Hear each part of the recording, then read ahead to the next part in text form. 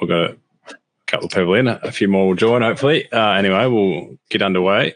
Thanks very much for joining us today. We thought we'd chat through the wool traits. We'll be a small group, so if you do want to throw some questions in or comments or thoughts, by all means do that.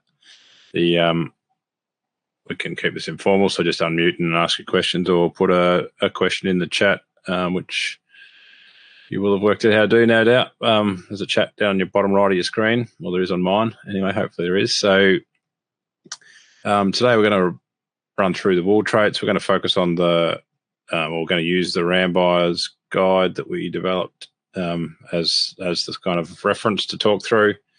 It's available on our website to download for free. If you go to nextgenagri.com and go to resources, you'll find a copy of it there. And if you want a printed version, there's a link there to send us some money for the postage, and we'll send one out to you.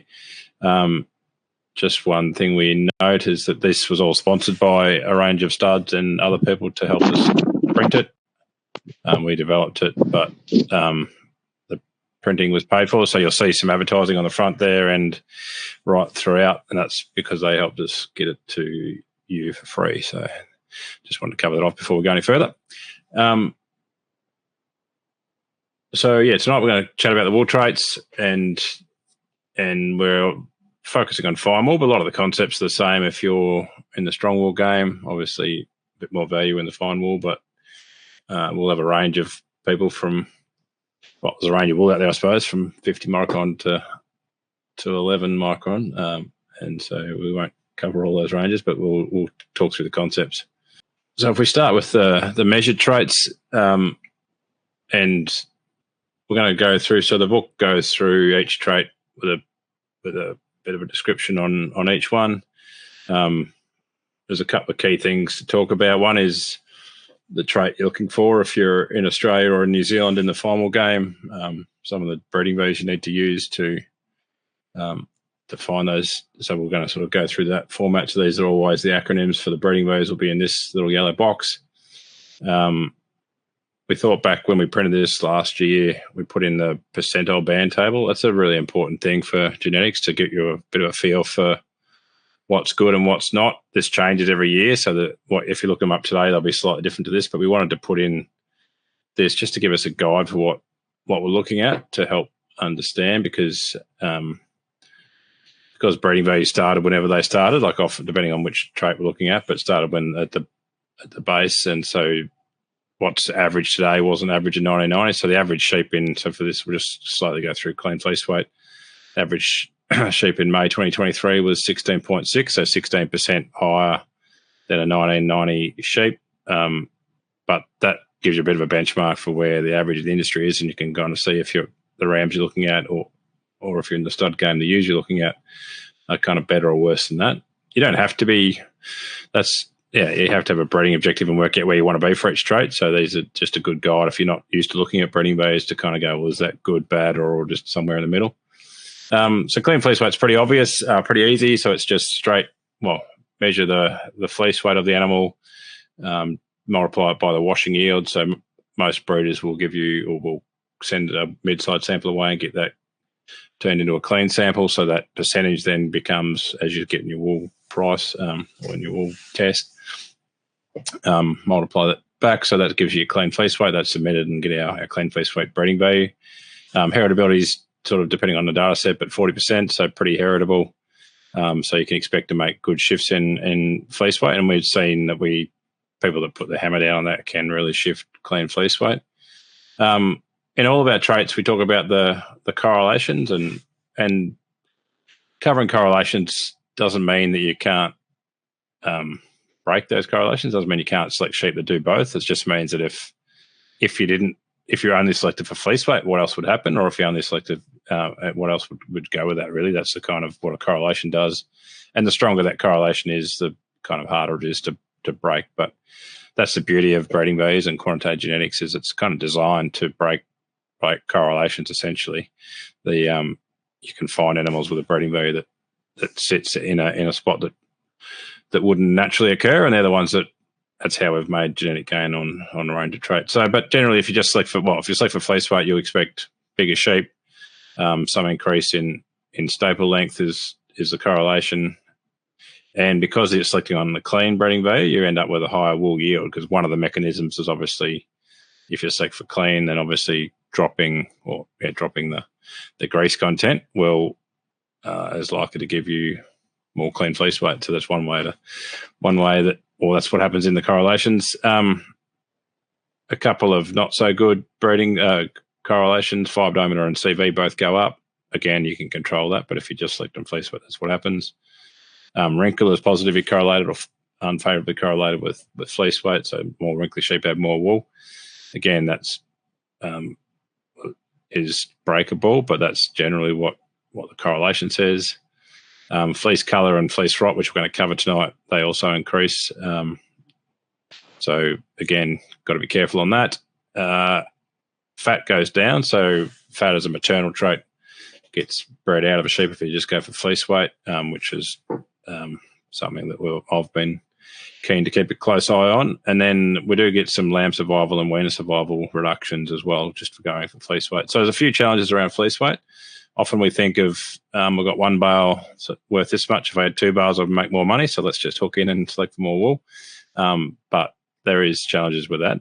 And plenty of people have slowly bringing up fleece weight and keeping all those other things in check. I'm just going to keep rattling through them, and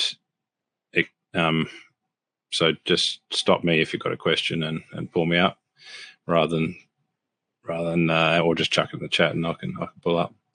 So we're going with the easy ones first. So fleece weight we start. Fibre diameter is the next one, or micron that we often refer to it, YFD, or increasingly we're looking at the adult trait as well. So obviously yearling fibre diameter is tends to be their first full shearing. Adults probably more important, I guess, because that's the one they have for 5 or 6 shearings often in a merino use system. And so and particularly around fleece weight, we want to look at that adult fleece weight a bit, just to look. They might be heavy cutters as a yearling because they grew a lot, and then they might not continue to have that fleece weight going forward. So having a check of those breeding weights. Again, with all these traits, you want to be having a chat with your ram breeder to make sure they actually are measuring this stuff. A lot of it could be just there as a correlation with something else. So we might want to, so it's worthy. If you're selecting hard on adult fibre diameter and adult fleece weight, and no one's actually, and your ram breeder is not measuring it, it'll be just a correlated trait with other stuff. So you probably wouldn't want to put emphasis on it in that case, because you're really just chasing the correlation. But anyway, micron or fibre diameter is there to be fit for purpose. So it's not necessarily one way or the other is good. You want to produce a particular micron of wool for your whatever it is that you're focused on. If you've got an icebreaker contract, you might be an 18.9 average is what you're looking for, so that you want to be sort of in this region. Around that -1 should get you there. But you might be a 23 micron, and so a +1.5 or something might be fine for you. So your micron category is very much specific to what you're trying to do, and obviously which market you're trying to get into. Most people probably just slowly creeping it finer, but not all. And again, that's up to you. The benefits from fibre diameter are the fleece is wider, you get less fleece rot, and just by nature you shift the distribution of fibres down below 30, and therefore improve your comfort factor. Which I did a video about the other night, so you can watch that if you're bored. It's on the hub. The downsides, which we all know about, lower fleece weight, lower body weight, again increased wrinkle with lower fibre diameter. Staple strength and length can decrease if you're not careful, and a slight negative on carcass fatness. But most of the correlations with fibre diameter aren't bad. You can actually achieve pretty good things at any micron. It's probably only fleece weight that's the challenge, but again, there's plenty of sheep out there that have broken that now, and we're probably in a different world really than we were for the previous couple of 100 years, where we kind of didn't have a lot of these tools available to us. We now can do some pretty amazing things with fibre diameter and fleece weight and correlation. it does get harder as we crank on through if we think about other reproduction traits and stuff, but we're focused on the fluffy stuff tonight, so we'll stick to that. But yeah, fibre diameters, I guess, one of the cheapest, easiest, most accurate things to measure. Probably it's only inaccurate thing is where you sample them from. Again, I guess just on this point, we probably should labour the point on both these traits we've talked about already. Is while we can measure fibre diameter and get a result, the breeding value is better than the actual raw data. We see a lot of raw numbers on, so an 18.5 or 18.7 micron on a ram or whatever. But its breeding value for fibre diameter is more accurate because of some of those feeding impacts, some of the single versus twin. So singles are phenotypically finer than a twin. A lamb out of a maiden lamb out of an adult ewe will be finer than a lamb out of a maiden. So there's some things going on in our follicle development that aren't genetic, that are all nutrition, that we need to be careful of. So chase the breeding value if you've got it available to you, rather than the actual breeding value itself. Just a question there from Mark. Yeah. Not Rag. You've got it? Yeah. So yeah, does fibre increase with age? It does for that first. So going as they're growing, so as the skin's expanding, your density is, well, I guess by definition, you're getting the same number of follicles that they're kind of, those follicles are pretty much matured at birth in sheep. I learned the other day that they continue developing goats, but that's another story. But in sheep, you don't get any more differentiation after birth. You get some maturation. And so you can imagine as that skin expands, you've got less density of those follicles. So more, if you think it like I always think of it like a forest of trees. If you plant them nice and close, you get sort of tall, thin ones. And if you plant them away apart, you'll get big, fat ones. And that sort of same thing happening in micron. So yeah, you get that in that growth phase, you'll get micron increasing, fibre diameter increasing. But once they're generally done their growing, it generally then stabilises. You get a few shifts maybe as you start losing follicles. Once you get 4, 5, 6 year old, you start, as happens on the top of my head, you get follicle density reducing, and that can have an impact a bit. But most of the shift is in that growth phase between, and so you'll get your hoglet fleece or your young, that first shearing tends to be a micron or two finer than what they'll settle down into, and then they'll maintain at that generally. It does vary a fair bit depending on how you feed them too in the season. I know that some people think they're genetically fine and amazing, and they kind of are, but there's still, even within everything, there's variation. As in, you can feed them really well, and you'll blow micron out a micron or two. Stable strength is a trait that we often think is due to the environment, as in it's mainly driven by a rapid change in fibre diameter. So if you go from a drought and then chuck them on a green crop or whatever, and you get a rapid change in fibre diameter because of that increased feed, that's when generally you put a break in the wool and other things, stress events, lambing, a worm burden that's built up quickly, or anything that sort of either has a positive or negative impact quickly on an animal will generally put stable strength at risk. That's the reason we kind of pre-lamb shear in New Zealand. So you put that stressful winter period and lambing kind of right at the tip of the staple. So it's sort of not long after you're shoring it. That's when so a lot of the wool is still in, and so that weaker wool goes in the jaws of the sort of wool testing machine, and you'll generally test all right. But yeah, within all that, there's still massive variation in fibre diameter genetically and in stable strength genetically. And so kind of looking at this percentile is pretty cool to have a look at what we can do just with genetics. So from sort of the top animal last year in the 22 drop through to the sort of bottom 20%, there's whatever that is, over 9 newtons per kilotex difference just genetically. So that's running in the same thing. This is some data from our central progeny test in New Zealand. So one sire group sitting below 30, another sire group sort of mid or 42 or whatever.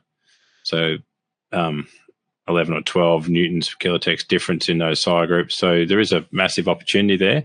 So depending on where you are, and like so, as you get finer micron, you generally want to be the discounts for staple strength are higher, and so you want to put some positive pressure on that, because if you miss, often you can go from a lucrative contract or a lucrative deal into not so lucrative and kind of not so pretty all of a sudden through staple strength. It's one thing that will kick you out of contracts because it changes how that wool will process. All of these traits, well, fibre diameter and staple strength, you're getting paid because of what it can be processed into. It's not. It's directly linked to the value that processors can make out of that fibre.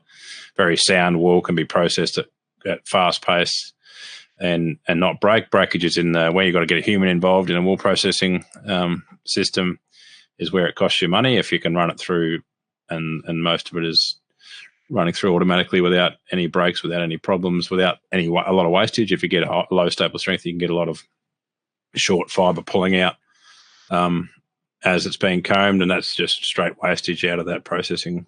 So that's why that's why you get pinged for low staple strength, or why some contracts won't take it if it's kind of mid to low 30s. It won't get in there. So it's a trait that some people have focused on a lot. It's pretty cool in terms of what it's correlated with. It's fat and muscling both increase. Resistance to worms gets better. Fleece yield increases, improved growth, and CV is highly correlated with staple strength. So of all the traits, staple strength and CV are ones that you'll hear me crap on about a bit, because there's no real downside. Stronger wool tends to have higher fibre diameter, so there is that one to watch. But again, you can break those things. But yeah, it's pretty heritable, pretty easy to shift, and most of the correlations go in your favour. So you can see how we can make some good gain in that trait. Pretty related, so I won't go into a lot of detail. This is my real favourite trait, probably. No, I've got lots of favourites. It's just one of them. But coefficient of variation, so that's how variable the fibre is. Again, I did a video the other night about this, but there's both between and along fibre variation that this is taking account of. So you can imagine as the wool's growing throughout the year, when things are a bit hungry, then it's finer, and when things are a bit better, then it goes stronger. So you've got that natural variation, and then you've also got variation between individual fibres. So some are just finer and coarser, depending on where they are in the follicle group and all those things. So, and generally we've been selecting for low CV, so low coefficient of variation, so more even fibres. We've done that in the concept, well, mainly a lot of that came about through selecting because we found it was correlated with staple strength, and that was valuable. So that was one thing.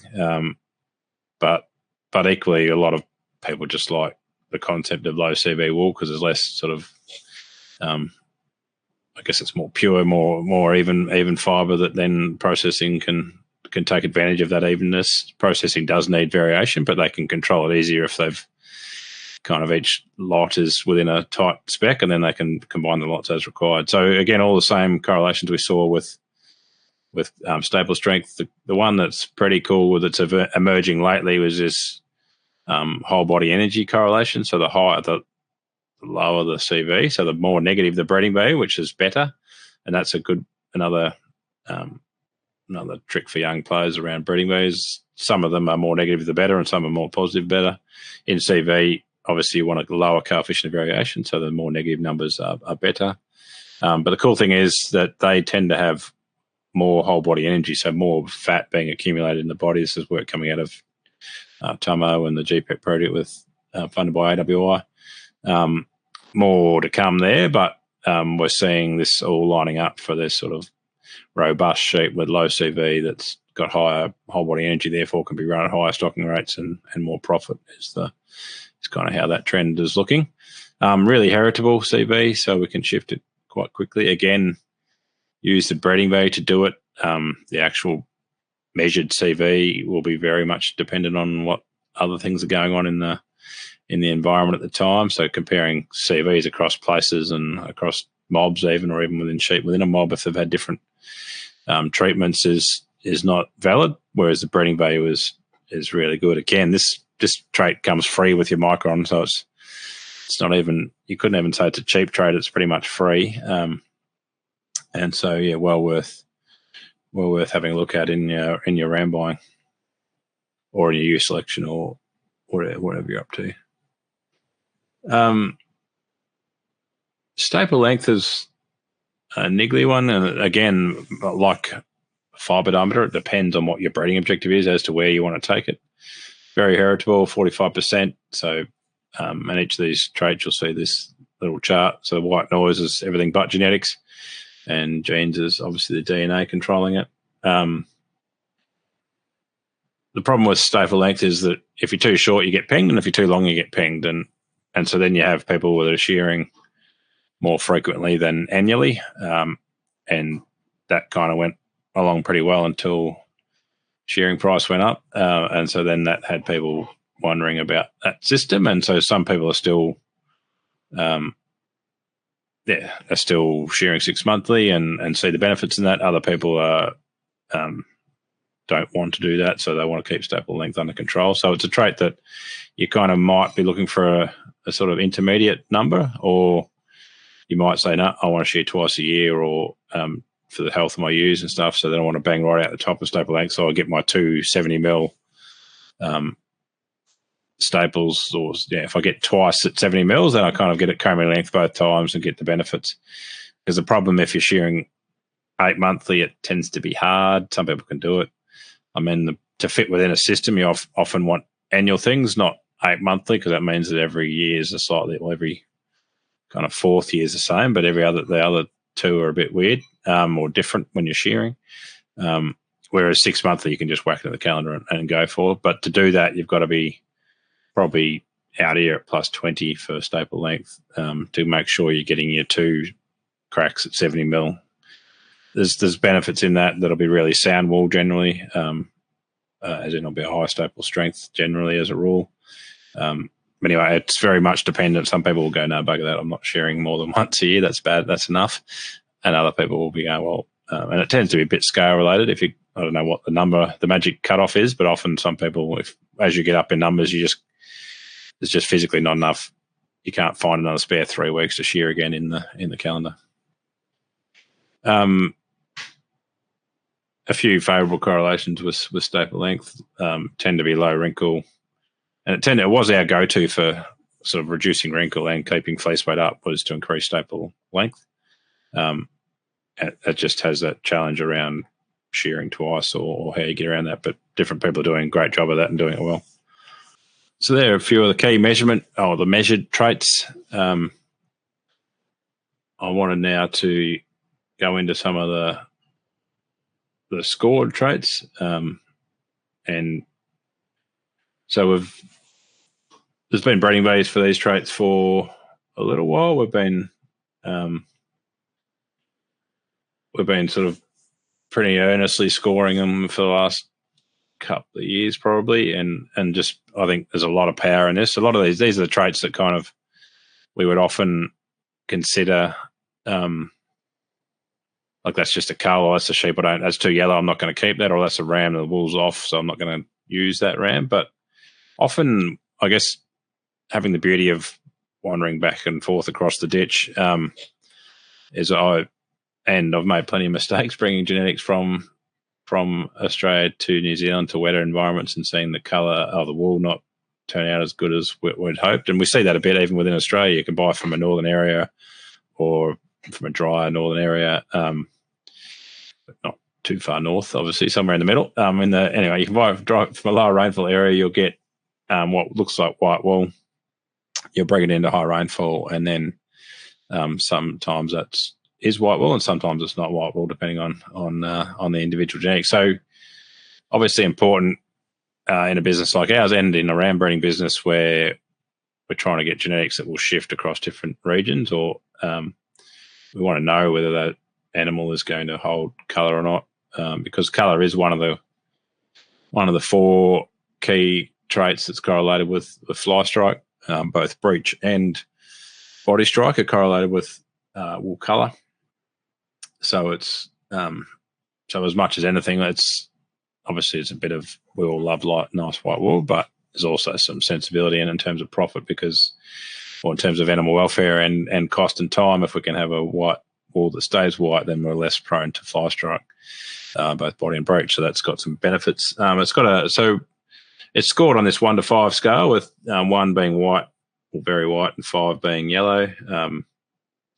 And what we've found is that as you get into it, everyone says, "Oh no, we've got white wool. You won't be able to find any yellow ones here." But when you're looking at it, there's still, like, there's white and then there's really white, and then there's kind of stuff that you think, "Oh yeah, that's white," and then you open up and, like, this fleece here, you kind of think, "Oh, that's beautiful," but really what you're looking at is the character, and going, "It's nice character," and if you just look straight at the colour, you're like, "Oh well, that's actually not very good colour." And so we've found that a lot now that we score the traits, is if you put numbers to them, it actually allows you to kind of visualize what that wool looks like based on 3 numbers being color, fleece rot, and character. You can kind of imagine what that wool looks like. And we've been doing that even not just for developing breeding bays. We're doing that for commercial clients, going through what we're calling our up-to-you classing, is going through and scoring a lot of this stuff, and then getting back, sitting down at the spreadsheet and working out where your cutoffs are, rather than making a keep decision on the run when you're tired, hungry, and cold, or hot, or both. It's awesome to score up some of this stuff. So we do foot structure as well as color, and then overall. Anyway, so you can put a lot of these numbers around a lot of this stuff that we would traditionally just say that's a good or bad, and it's kind of, well, it might be good or bad, but it might be a score 3 color, but it's a score 2 character and a score 1 rot, so it gets to stay, or any other combination. Pretty heritable. So 30%. So we've seen really good things from finding those sheep with the good color breeding values. You'll see these getting more and more. There'll be more people scoring it and more people providing breeding values as we go, which is good. You're looking for a more negative number. So the more negative the number is, the whiter the wool is. So think of it as sort of yellowness being a scale. And the reason I like it is, we all love nice white wool, but mainly because it reduces our breech strike resistance, or our breech strike susceptibility, and our body strike. I'll just, I'll go on to fleece rot, then I'll come back. I've got a couple of slides to go through as to why wool goes yellow. Any questions on that?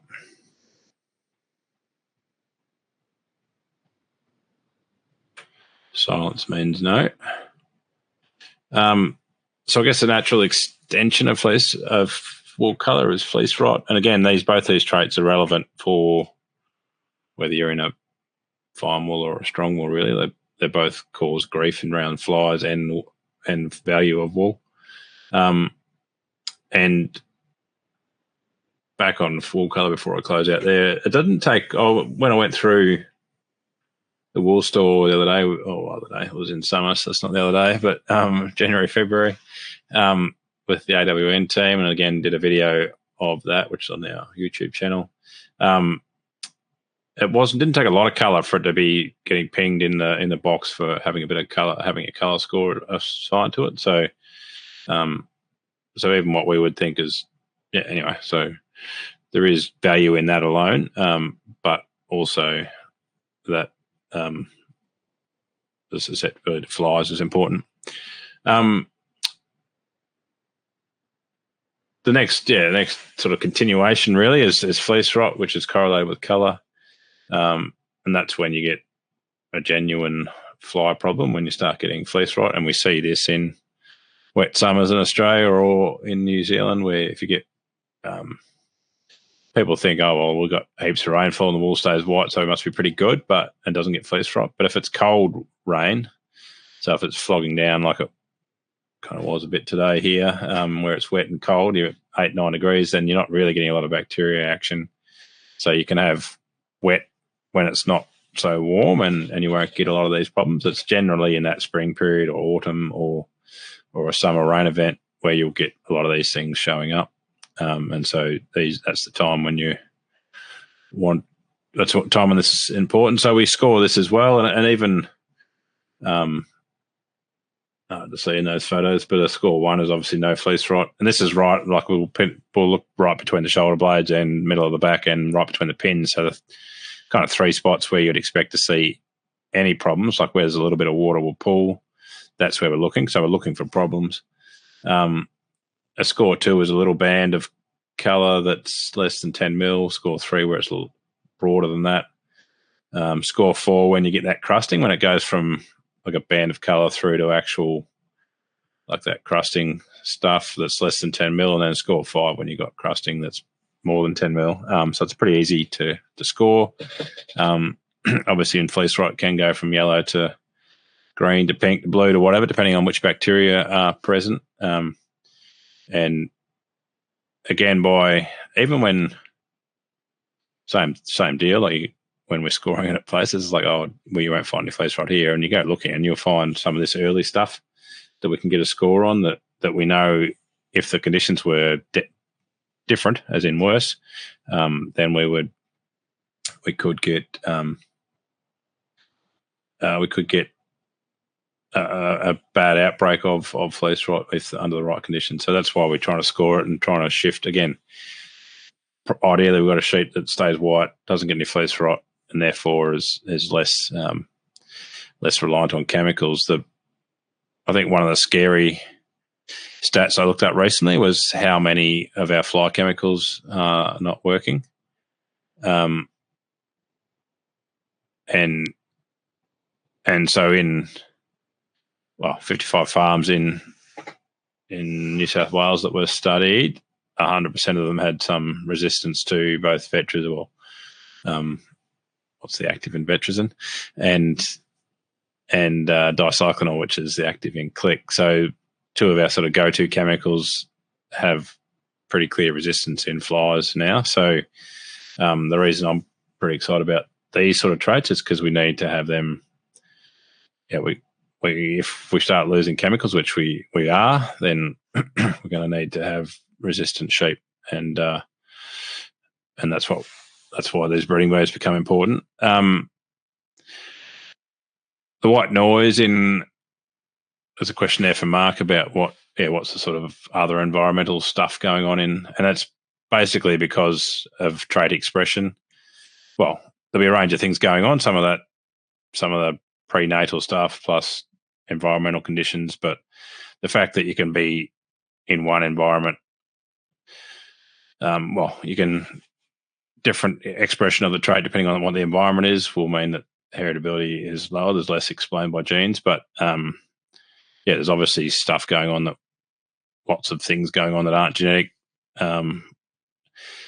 that can't be explained by genetics, and it'll be mainly like everything. It's just a slight environmental difference between animals that, whether it was a twin single, whether it was out of a mixed age, so you end up with different follicle groups and therefore different wax content or whatever. There's a range of things that I don't know what exactly they are, but we know that it's about 25% heritable, which is plenty. So again, all these traits are really heritable. The wool traits are really heritable, and that's what I often say to people that we get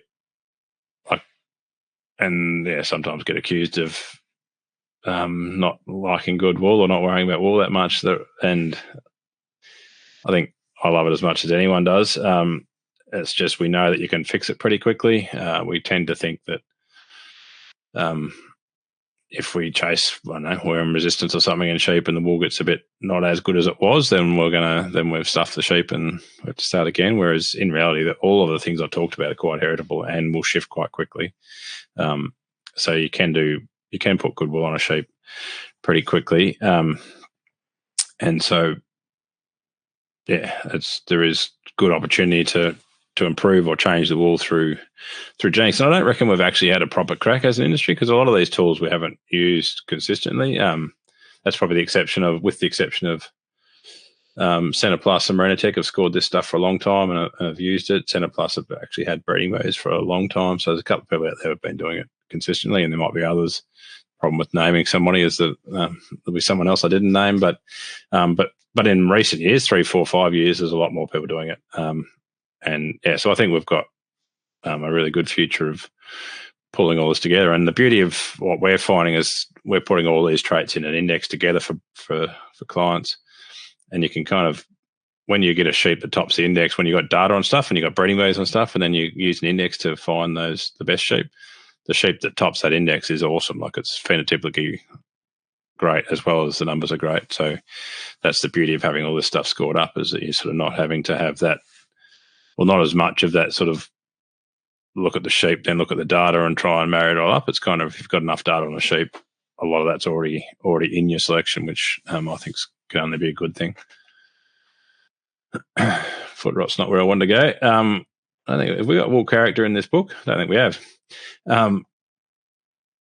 So the other one that is something we've been doing a fair bit of is wool character, which is just the crimp, and it's not how broad. It's not the how many crimps per inch or the count. It's the depth of that crimp. So a really well defined crimp. So both those on the screen are quite defined. So they'd be in your probably both ones really. And so very defined through to 5, which is sort of like this stuff over here, just dead flat, no crimp at all.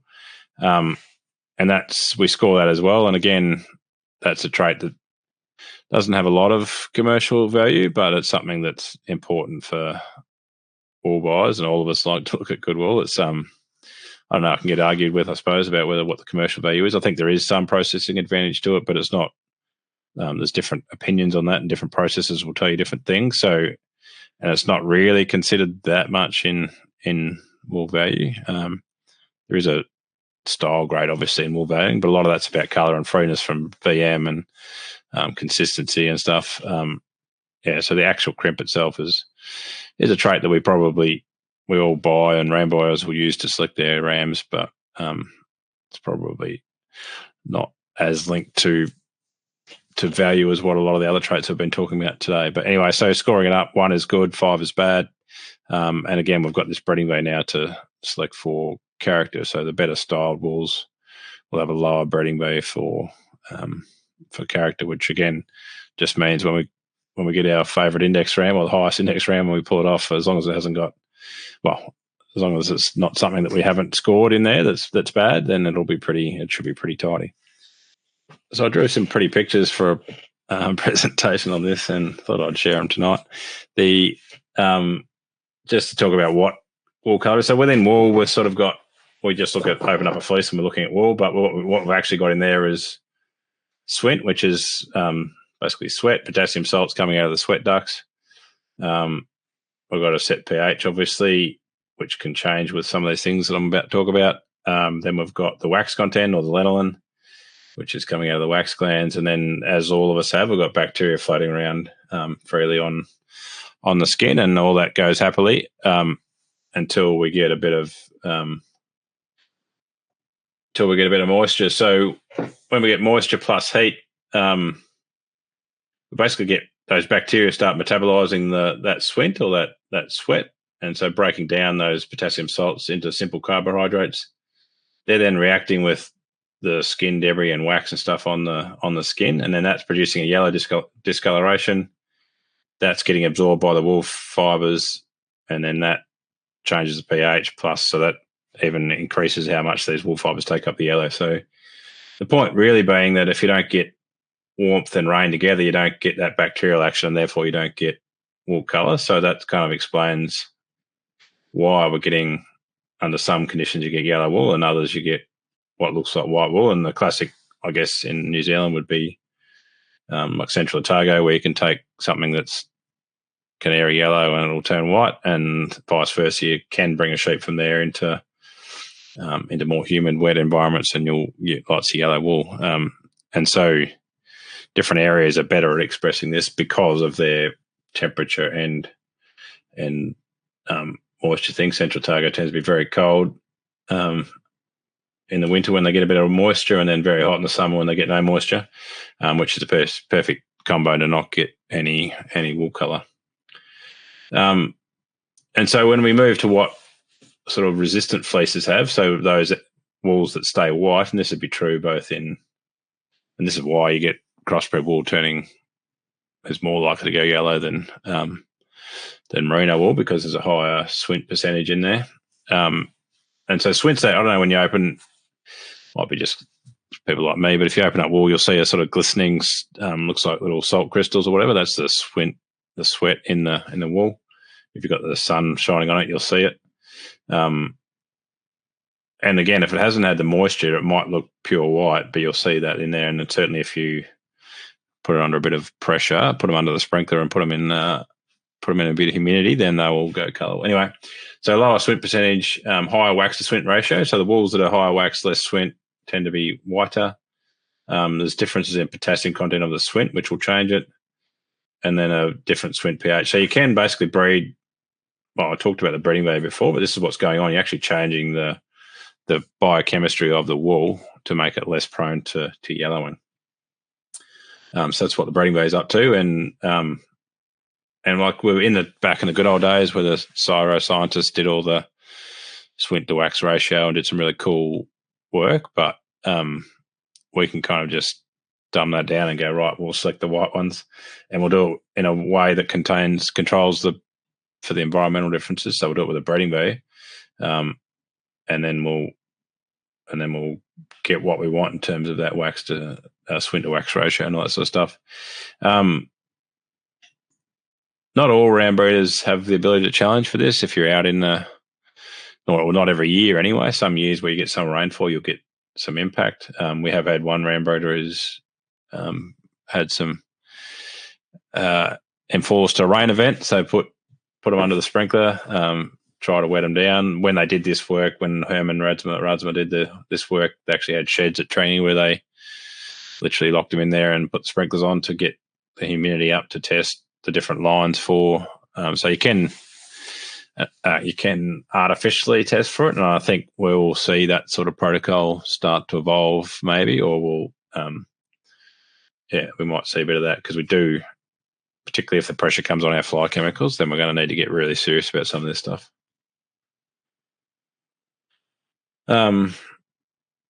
That was shown before, wool colour score going up with fleece, or fleece rot going up, wool colour score. So those wools tend to be more prone to fleece rot. If we think about what's going on at fleece rot, I've got some more pretty pictures for you. And so in our normal skin with wool growing out of it, we've got this wax layer that's protecting the skin. What happens when you get these moist events? When it's warm, you get water on the skin. So if water stays off the skin, you're right. And that's why kind of half shorn, like a full length wool, is not too bad, because often you don't get wet to the skin, and short wool tends to not stay wet. Whereas that sort of 6-month wool where it can get to the moisture can get to the skin and then stay wet, tends to be the most prone to fleece rot, that timing. But what's happening is we've got water on the skin. These potassium salts actually work as a bit of detergent, and so basically wash that wax layer away from the skin, which basically exposes the skin to irritation from that water, and then obviously once you get a bit of an exudate from that, so you get that bit of a release from the skin, which then release a protein, which then gets those bacteria fired up, and you'll see them chewing away at a perfect environment for those bacteria. Then what happens if the rain goes away? Things dry out again, and so those bacteria are no longer active, and it all dries out and we move on. And so you'll see that crusting go up through the staple. If it continues to rain and continues to stay wet, that can stay, and you get those big clumps of fleece rot.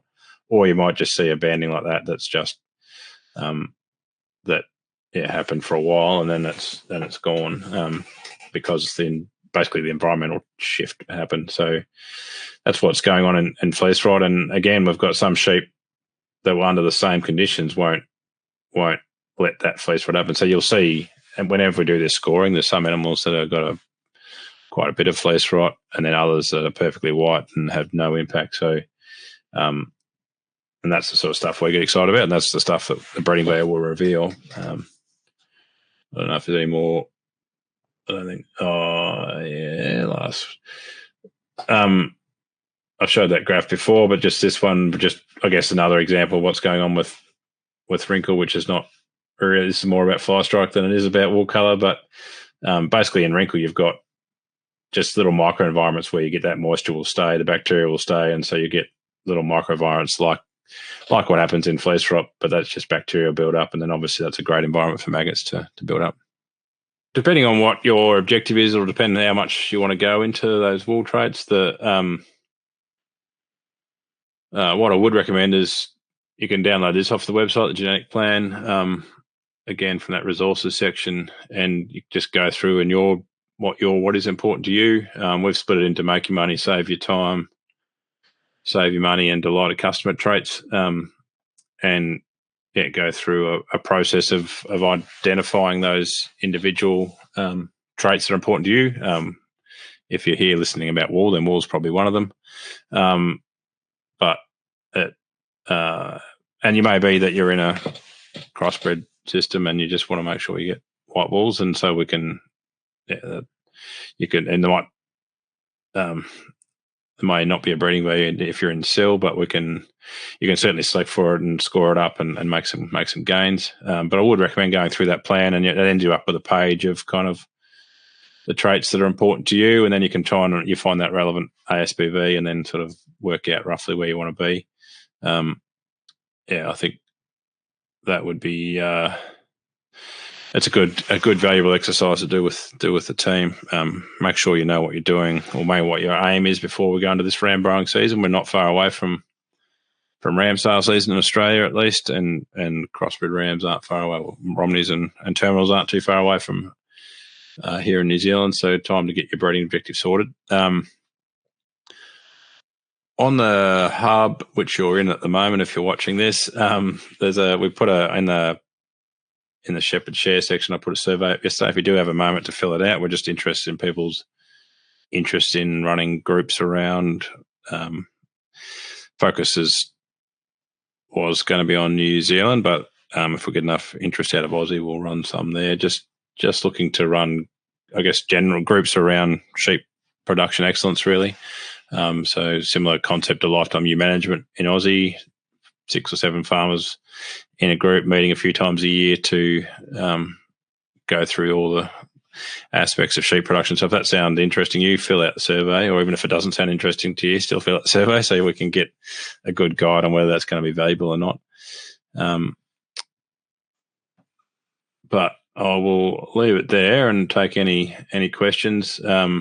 Again, recommend the final recommendation, if you're in the merino game and you haven't done a flock profile test, really great piece of information to, when you're doing that plan, to know where you're at. So 20 DNA samples from your young ewes sent away, come back with breeding values for all these things, and so it can set you up going, right, I'm good at this, I'm not so good at that, and really help clarify your ram buying action. And so if you haven't done one, you want to get onto it pretty quick for this ram buying season. It takes 6 or 7 weeks, but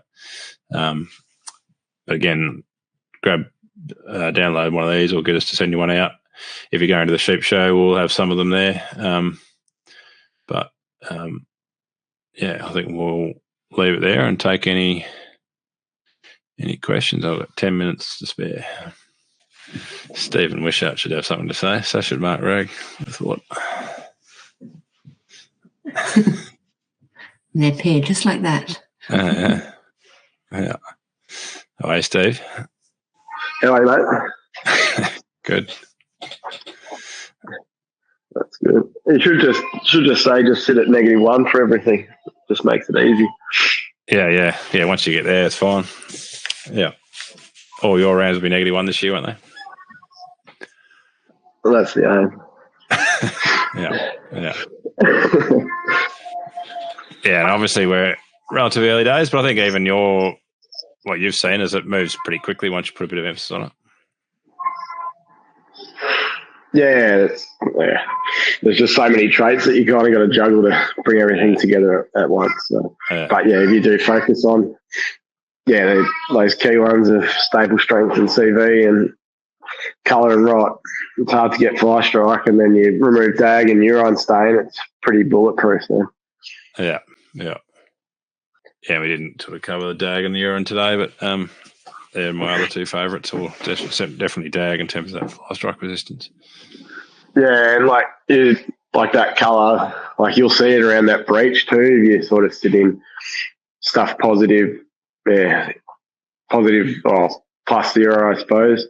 You'll see that colour in the belly and around the breech. Yeah. Which I suppose downgrades your bellies as well if you're getting too much colour coming through. Yeah, all that stuff will add up. It's it's an interesting world ahead of us. With once we got all these walls white, no dags and no chemicals, it'll be good. No. Managed triplet. So. That'll give you something to do. Righto, we might pull it up there if there's no other questions. Righto, thanks all. Yep, catch you. Cheers, yeah.